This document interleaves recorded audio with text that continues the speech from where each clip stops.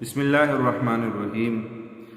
رمضان کی آمد ہے اور رمضان کی آمد سے پہلے اللہ کے نبی نے ایک خطبہ دیا صحابہ کو، تو آج وہ میں حدیث سنانا چاہتا ہوں، آپ اس کو ضرور سنیے گا۔ حدیث حضرت ابو ہریرہ رضی اللہ تعالیٰ عنہ فرماتے ہیں، حضرت صلی اللہ علیہ وسلم اپنے صحابہ رضی اللہ تعالیٰ عنہ کو خوشخبری سناتے ہوئے فرمایا کرتے تھے، اپنے صحابہ کو خوشخبری سناتے ہوئے فرمایا کرتے تھے کہ رمضان کا مہینہ آ گیا ہے، رمضان کا مہینہ آ گیا ہے جو کہ بہت ہی بابرکت ہے۔ اللہ عز و جل اس کے روزے، اللہ عز و جل نے اس کے روزے تم پر فرض کیے ہیں اور اس میں جنت کے دروازے کھول دیے جاتے ہیں اور جہنم کے دروازے بند کر دیے جاتے ہیں، شیطانوں کو قید کر دیا جاتا ہے۔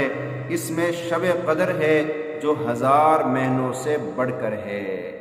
حضرت فرمائے جب رمضان آتا تھا تو حضرت عمر رضی اللہ تعالیٰ عنہ فرمایا کرتے تھے، اس مہینے کو خوش آمدید، اس مہینے کو خوش آمدید جو ہمیں پاک کرنے والا ہے۔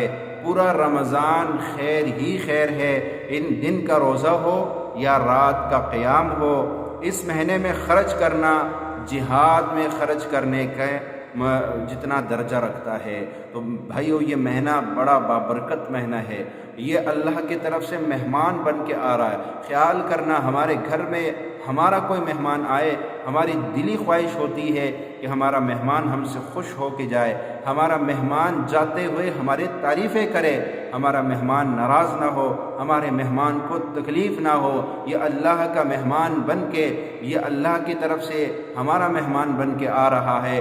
خیال کرنا کہیں اللہ کے اس مہمان کو ناراض نہ کرنا، جتنا ہو سکے اللہ کے اس مہمان کو درود شریف، استغفار، قرآن کی تلاوت، یہ اس کی غذا ہے، یہ اس کو جتنا دے سکتے ہو اس کو دو، تاکہ یہ خوش ہوتے ہوئے اور جب یہ جائے تو اللہ کے ہاں تمہاری سفارش کرے کہ اللہ ان بندوں نے میری بڑی عزت کی تھی، میرا بڑا خیال رکھا تھا۔ تو اللہ تعالیٰ روزے کی اس سفارش کی وجہ سے اللہ ہمیں بخش دے گا۔ ایک مہینہ صرف 30 دن ہے، 30 دن ہم بس اپنے اوپر تھوڑی سی تکلیف اور اپنے اوپر تھوڑی سی پابندی لگائے کہ نہیں، میں نے اس مہمان کو ناراض نہیں کرنا، میں نے اس کو راضی کرنا ہے، اس کو خوش کرنا ہے۔ جب میں اپنے مہمان کو خوش کر سکتا ہوں تو مجھے کیا ہو گیا کہ میں اللہ کے مہمان کو ناراض کروں؟ نہیں، میں نے اس کو ناراض نہیں کرنا۔ انشاءاللہ ہم اس مہمان کو ناراض نہیں کریں گے۔